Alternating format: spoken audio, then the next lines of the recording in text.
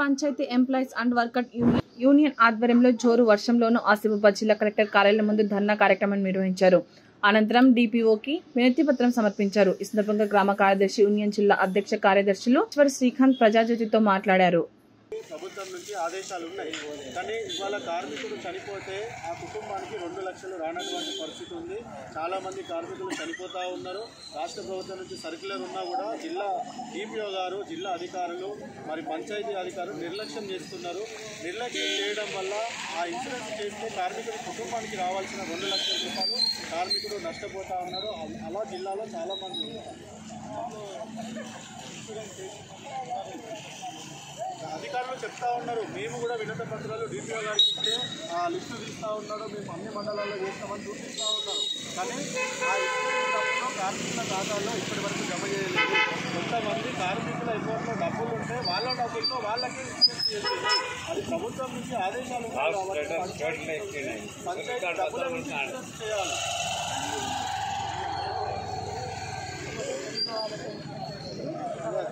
చేయలేదు, డబ్బులు ఉన్న వాళ్ళకే చేసిండు. ఆ డబ్బులు ఉన్నాయి చేసినా కూడా మళ్ళీ ఆ డబ్బులు అనేది మనకు పంచాయతీ నుంచి వేయాలి. అలా వేయడం లేదు. దానివల్ల చాలా కార్మికులు నష్టపోతూ ఉన్నారు. చనిపోయిన కుటుంబాలన్నీ రోడ్న పడుతూ ఉన్నారు. ఇంకా పోతే 2 జతల యూనిఫామ్స్ రాష్ట్ర ప్రభుత్వం నుంచి సర్క్యులర్స్ ఉన్నాయి. గత 10 సంవత్సరాల నుంచి మిగతా అన్ని జిల్లాలలో ప్రతి సంవత్సరం 2 జతల యూనిఫామ్ ఇస్తూ ఉన్నారు, 2 జతల షూ ఇస్తూ ఉన్నారు, కార్మికులకు మాస్కులు ఇస్తూ ఉన్నారు, గ్లౌజెస్ ఇస్తూ ఉన్నారు, సోప్స్ ఇస్తూ ఉన్నారు, ఆయిల్ ఇస్తూ ఉన్నారు. మరి పంచాయతీ కార్మికులకు రావాల్సినవి ఇవి తప్ప ఇంకొకటి రాదు. కనీసము వేతనాలు పెంచమని చెప్పి రాష్ట్ర ప్రభుత్వానికి అనేక సార్లు వినతి పత్రాలు ఇచ్చాము. అక్కడ రాష్ట్ర ప్రభుత్వం వేతనాలు పెంచకుండా ఈ కార్మికులతో వెట్టి చాకిరీ చేపిస్తూ ఉంది. ఇక్కడ జిల్లాలో అయినా జిల్లా అధికారులు అయినా కనీసం ఆదేశాలు ఉన్నటువంటి అంశాలు అమలు చేస్తారేమో అని అనేక సార్లు వినతి పత్రాలు ఇచ్చాము. కలెక్టర్ ధర్నాలు చేస్తున్నాము. ఇక్కడ స్థానికంగా ఆదేశాలు ఉన్న సమస్యలు వీళ్ళు పరిష్కారం చేస్తలేరు. వేతనాలు పెంచమని అనేక సార్లు రాష్ట్ర ప్రభుత్వానికి వినతి పత్రాలు ఇస్తూ ఉన్నాము, సమ్మె నోటీసులు ఇస్తూ ఉన్నాము. అయినప్పటికీ కూడా అక్కడి నుంచి రాష్ట్ర ప్రభుత్వం వేతనాలు పెంచలేదు. మరి రాష్ట్ర ప్రభుత్వం ఏమో ఇది ప్రజా ప్రభుత్వము, ప్రజాపాలన అని చెప్పి మరి మంత్రుల నుంచి, ఎమ్మెల్యేల నుంచి ముఖ్యమంత్రి దాకా పదే చెప్తా ఉన్నారు. అయ్యా, ఈ రాష్ట్ర ప్రభుత్వాన్ని మేము అడుగుతూ ఉన్నాము, మీరు ప్రజాపాలన, ప్రజాప్రభుత్వం అని చెప్తా ఉన్నారు. ఈ రాష్ట్ర ప్రజలకు ముందుగా నిరంతరము 4 గంటలకి ఉదయం లేచి పారిశుద్ధ పనులు చేసి ప్రజలకు సేవలు అందించేది, ఈ రాష్ట్రంలో ప్రజలకు సేవలు అందించేది ఈ గ్రామ పంచాయతీలో పనిచేసేటువంటి పారిశుద్ధ కార్మికులు. వీళ్లకు నెల జీతాలు ఇవ్వరు. 5 నెలలు 6 నెలల నుంచి వేతనాలు ఇవ్వడం లేదు. ఎంపీడబ్ల్యూగా ఆన్లైన్లో కొంతమంది పేర్లు ఎక్కగా 8 నెలలు 9 నెలలు ఒక మండలంలో, కౌటాల మండలంలో వాళ్లకు 18 నెలల నుంచి వేతనాలు లేవు. ఇట్లా పెట్టుకుంటారు. మరి జిల్లా అధికారులు ఎవరైనా 18 నెలలు వేతనాలు లేకుండా మీరు విధులు నిర్వహిస్తారా? ఇది న్యాయమా? మరి జిల్లా అధికారులు కూడా, జిల్లా కలెక్టర్ గారు కూడా, ఈ రాష్ట్ర ప్రభుత్వం కూడా మరి ఈ సమస్యలు పట్టించుకోవాలి. 3 రోజులు అవుతుంది సోమవారం రోజు గ్రీవెన్స్లో మేమే కలెక్టర్ గారికి 18 నెలలు అవుతుంది అక్కడ వేతనాలు లేక అని చెప్పి లెటర్ ఇచ్చాము. ఇప్పటి వరకు స్పందన దాని మీద రాలేదు. ఇన్సూరెన్స్ చేయట్లేదని చెప్పి కూడా చెప్పినాం. ఇప్పుడు కూడా జిల్లా డిపిఓ గారు ఇక్కడికి వచ్చి మరి కార్మికుల ముందు మీకు ఇన్సూరెన్స్ ఎప్పుడు చేస్తామో స్పష్టంగా చెప్పాలి, చెప్పిన డేట్కే చెయ్యాలి, ఇతర రావాల్సిన అలవెన్స్ కూడా ఇవ్వాలి. ఇచ్చేంత వరకు ఇక్కడ నుంచి కదలమని చెప్పి ఈ సందర్భంగా మేమందరం కూడా కోరుతా ఉన్నాం. ప్రధానమైన డిమాండ్ ఈరోజు రాష్ట్ర వ్యాప్తంగా కలెక్టర్ ఆఫీసుకు ధర్నా జరుగుతూ ఉంది. ప్రధానంగా ఈ రాష్ట్ర ప్రభుత్వం అధికారంలోకి రాకముందు మేము 34 రోజుల సమ్మె రాష్ట్ర వ్యాప్తంగా జరిగింది. ఇప్పుడు ఈ శాఖకు మంత్రిగా ఉన్నటువంటి సీతక్క గారు, ఇప్పుడు మంత్రిగా ఉన్నటువంటి శ్రీధరబాబు గారు కానీ, రాష్ట్ర ముఖ్యమంత్రి కూడా ఈ 34 రోజులు చేసిన సమ్మెలో మాకు మద్దతు తెలిపారు. ఈ సమస్యలు పరిష్కారం కావాలంటే ఈ టీఆర్ఎస్ ప్రభుత్వం చెయ్యని, మేము అధికారంలోకి వచ్చిన తర్వాత సమస్యలు పరిష్కారం చేస్తామని చెప్పారు. ఇప్పటికి 2 సంవత్సరాలు అవుతుంది. మేమేమన్నాం, మల్టీపర్పస్ విధానం రద్దు చేయమని అన్నాం. మల్టీపర్పస్ విధానం అంటే ఈరోజు చదువుకున్న వాళ్ళు కారోబార్లు ఉన్నారు, బిల్ కలెక్టర్లు ఉన్నారు, వాళ్ళతోని అనేకమైన పనులు చేపిస్తూ ఉన్నారు. డ్రైవర్లుగా విధులు నిర్వహించే వాళ్ళు డ్రైవర్లు ఉన్నారు. డ్రైవర్లను ఫోన్లు ఎక్కుమంటా ఉన్నారు. ఫోన్లు ఎక్కితే ఆ డ్రైవర్కి అవగాహన డ్రైవింగ్ మీద ఉంటుంది. మల్టీపర్పస్ జీవో ఉంది కదా అని చెప్పి ఫోన్లు ఎక్కుమంటే అక్కడి నుంచి షాక్ కొట్టి చనిపోతూ ఉన్నారు. అట్లా ఈ రాష్ట్రంలో 400 వరకు ఆ జీవో వచ్చినప్పటి నుంచి చనిపోయింది.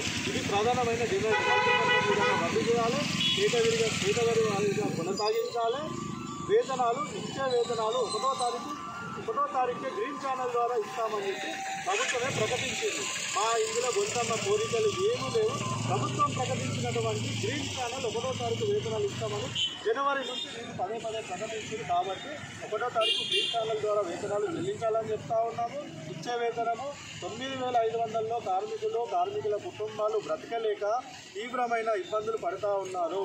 9,000 ఈ దేశంలో ఉన్నటువంటి న్యాయస్థానం సుప్రీంకోర్టు, అత్యున్నతమైన న్యాయస్థానం సుప్రీంకోర్టు కూడా ఒక కుటుంబం బ్రతకాలంటే కనీసం 26,000 రూపాయలు ఇవ్వాలని చెప్పి ఈరోజు సుప్రీంకోర్టు కూడా జీవో ఉన్నాయి, సుప్రీంకోర్టు జీవోలు కూడా ఉన్నాయి. అయినా కూడా రాష్ట్ర ప్రభుత్వాలు దాన్ని మరి పట్టించుకోవడం లేదు. మా సమస్యలు ఇలా ఉన్నాయి. మీడియా వారిని కూడా మేము మా యూనియన్ తరఫున కోరుతూ ఉన్నాము. మాకు స్థానిక సమస్యలు ఇక్కడ చేయాల్సినవి ఆదేశాలు ఉన్నాయి, సర్క్యులర్స్ ఉన్నాయేమో అధికారులు చేయట్లేదు. రాష్ట్ర ప్రభుత్వం ఇచ్చిన హామీలు రాష్ట్ర ప్రభుత్వం చేయడం లేదు. పొద్దున లేస్తే మాత్రం వ్యక్తి ట్యాక్స్ని మాత్రం చేపిస్తూ ఉన్నారు. మీరే న్యాయం చెప్పండి. ఈ రాష్ట్రంలో ఉన్న ప్రజలు ఆరోగ్యంగా ఉంటున్నారంటే కారకులు ఎవరు? ఈ పారిశుద్ధ కార్మికులు కాదా అని చెప్పి ఈ సందర్భంగా మేము అడుగుతూ ఉన్నాము. ఈ రాష్ట్రంలో ఉన్నటువంటి ఉద్యోగస్తులందరికీ వేల కోట్ల రూపాయలు 1వ తారీఖు వేతనాలు ఈ రాష్ట్ర ప్రభుత్వం ఇస్తూ ఉన్నది. పంచాయతీ రాజ్ డిపార్ట్మెంట్లో పంచాయతీ సెక్రటరీ నుంచి ప్రిన్సిపల్ సెక్రటరీ వరకు 1వ తారీఖే వేతనాలు ఈ రాష్ట్ర ప్రభుత్వం ఇస్తూ ఉంది. నంబర్ 1 ఇస్తుందా లేదా? ఇస్తూ ఉన్నది. 1వ తారీఖు పంచాయతీ సెక్రటరీ నుంచి ప్రిన్సిపల్ సెక్రటరీ వరకు ఇస్తూ ఉన్నారు. పంచాయతీ సెక్రటరీలకు ఇస్తూ ఉన్నారు, ఎంపీడీఓలకు ఇస్తూ ఉన్నారు, ఎంపీఓలకు ఇస్తూ ఉన్నారు, ఈపీఓలకు ఇస్తూ ఉన్నారు, కమిషనర్లకు ఇస్తూ ఉన్నారు. ప్రిన్సిపల్ సెక్రటరీ వరకు అందరికీ ఇచ్చినప్పుడు 1వ తారీఖు వేతనం ఇచ్చినప్పుడు మరి అట్టడుగు బలహీన వర్గానికి చెందిన ఈ పారిశుద్ధ కార్మికులు మరి ఈ పారిశుద్ధ పనులు చేయడం పాపమా అని ఈ ప్రభుత్వాన్ని ఈ సందర్భంగా మేము అడుగుతూ ఉన్నాము. అంటే వీళ్ళంతా అట్టడుగు బలహీన వర్గాలకు చెందిన వాళ్ళు, దళితులు, గిరిజనులు ఈ పనులు చేస్తూ ఉన్నారు. వీళ్ళకేంటి మేము చేయడం అనే మరి మీరు అహంకారంగా భావిస్తున్నారా? లేకపోతే మరి మేము చేసే సేవలు మరి మీకు కనిపిస్తలేవా? లేకపోతే మరి మా మీద మీకు కొంచెమైనా కనికరం లేదా? మరి మేము మనుషులం కాదా? మరి మేము తినేది కూడా అన్నమే కదా. మరి మేము అన్నం తినకుండా మరి గట్టి ఏమన్నా తింటున్నామా? లేకపోతే మా కడుపులో ఇంకా వేరేటి ఏమన్నా తింటే అరిగే మిషన్లు మా కడుపులో ఏమన్నా ఉన్నాయా? ఇది ఈ రాష్ట్ర ప్రభుత్వం ఆలోచించాలి. అలాంటివి ఏమన్నా ఉంటే మీరు వేతనాలు పెంచబుద్ధి కాకపోతే మరి మాకు ఇవ్వడం కాకపోతే ఈ జీతంలో మేము బ్రతకలేకపోతున్నాము. మరి మాకు గట్టి గిట్లా తింటే అరిగే మిషన్లు ఏమన్నా ఉంటే ఈ రాష్ట్ర ప్రభుత్వం మరి పెట్టాలి. దయచేసి రాష్ట్ర ప్రభుత్వాన్ని కోరుతా ఉన్నాం. మేము గొంతమ్మ కోరికలు కోరుకోలేము, లక్షల జీతాలు ఇవ్వమంటలేము, లేకపోతే ఏదో పోస్టులు ఇవ్వమంటలేము, ఏదో సీట్ అడుగుతలేము. మేము కష్టపడి హృదయాన్ని ప్రజలకు నిరంతరం సేవలు అందిస్తూ ఉన్నాము. 1వ తారీఖు వేతనాలు గ్రీన్ ఛానల్ అని చెప్పి మీరే ప్రకటించారు. మీరు ప్రకటించినటువంటి ఆ గ్రీన్ ఛానల్ ద్వారా 1వ తారీఖు వేతనాలు చెల్లించాము. ఇచ్చే వేతనం 9,000లో మేము కట్టలేకపోతున్నాము. ఎలక్షన్ అధికారంలోకి వచ్చిన తర్వాత మీ అందరికీ ఉద్యోగ భద్రత కల్పిస్తా అన్నారు. మమ్మల్ని పర్మనెంట్ చేయి, ₹1,00,000 జీతం ఇవ్వమని కూడా మేము అడుగుతలేము. కనీస వేతనం సుప్రీంకోర్టు జీవో ప్రకారం 26,000 ఇవ్వండి.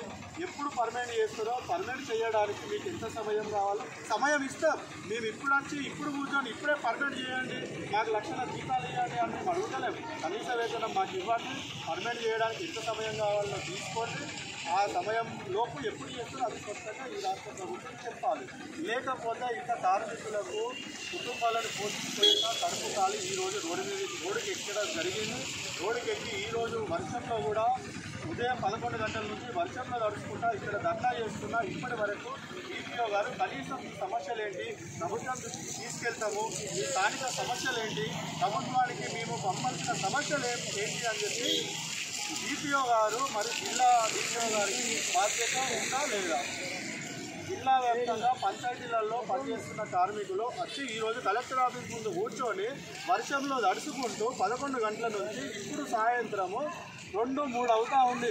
కనీసం నీళ్లు కూడా లేకుండా వర్షంలో నానిపోతున్నాం, ధర్నా చేస్తున్నాం. జిల్లా అధికారులు కూడా ఇప్పటి వరకు పట్టించుకోలేదు. కాబట్టి స్థానిక సమస్యలు తీవ్రంగా ఉన్నాయి.